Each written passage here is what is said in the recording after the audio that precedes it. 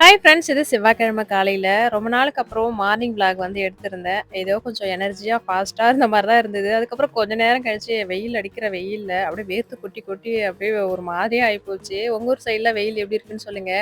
இங்க பயங்கரமா கிட்டத்தட்ட ஒரு 4, 5 நாளா வந்து போட்டு தாக்குது. ரொம்ப முடியல. உள்ள இருந்தாலுமே முடியல, வெளிய வந்தாலுமே முடியல. அந்த மாரி தான் இருக்கு. இன்னைக்கு செவ்வாய்க்கிழமை இல்லையா? வாசல் தெளிச்சு கோலம்லாம் போட்டுட்டு, அன்னபூர்ணி தாயாருக்கு பூஜை பண்ணிட்டு, இன்னைக்கு வந்து சமையல் வேலைய ஆரம்பிக்கணுன்றதுக்காக செஞ்சிருந்தேன். ஃபர்ஸ்ட்டு இந்த வருஷத்தோட முள்ளரும்பு இருக்கு இல்லையா?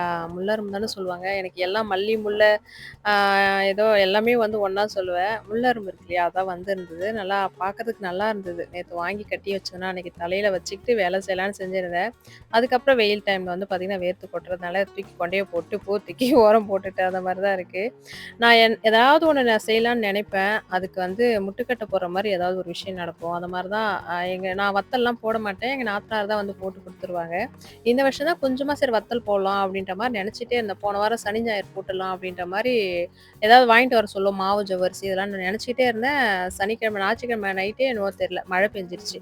வத்தல் போட முடியாத ஆயிப்போச்சு. அதுக்கப்புறம் சரி வடகம் போடலான்னு பார்த்தேன். அது போன வருஷத்துக்கு முந்தின வருஷம் போட்டு வச்ச வடகமே இன்னும் அப்படியே இருக்கு.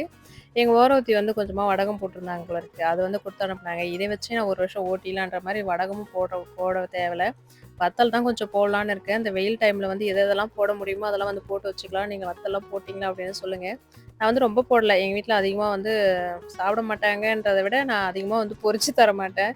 2 வருஷத்துக்கு முன்னாடி எங்க நாத்தனார் குடுத்து அனுப்புனது இன்னுமா கொஞ்சமா வச்சிருக்கேன். அத யாரும் சாப்பிட மாட்டாங்க. ஆளுங்க கடையில வேலை செய்றவங்களுக்கு குடுத்து அனுப்புனா வச்சுக்கோங்களேன், அவங்க ஓரமா போட்டுருவாங்க. சாப்பிட மாட்டாங்க. அதனாலயே அதிகம் வந்து பொரிக்கிறதில்ல. ஏதாவது கொஞ்சமா பொரிச்சு நாங்க மட்டும் தான் சாப்பிடுவோம்.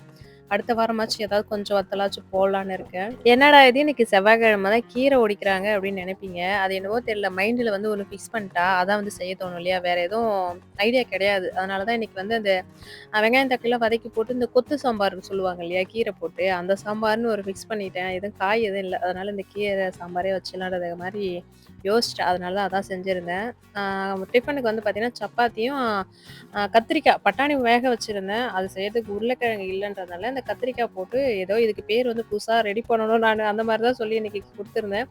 ஏதோ வெங்காயம், தக்காளிலாம் வதக்கி சிக்கன் மசாலா, கரம் மசாலாலாம் போட்டு கொஞ்சமா தேங்காய் அரைச்சு ஊத்திட்டேன். அது அப்படியே வந்து குடுக்கலான்னு தான் பார்த்துருந்தேன். ஒரு மாதிரியா இருந்ததா, தண்ணியா இருந்த மாரி இருந்தது. தேங்காய் அரைச்சு ஊத்திட்டேன்.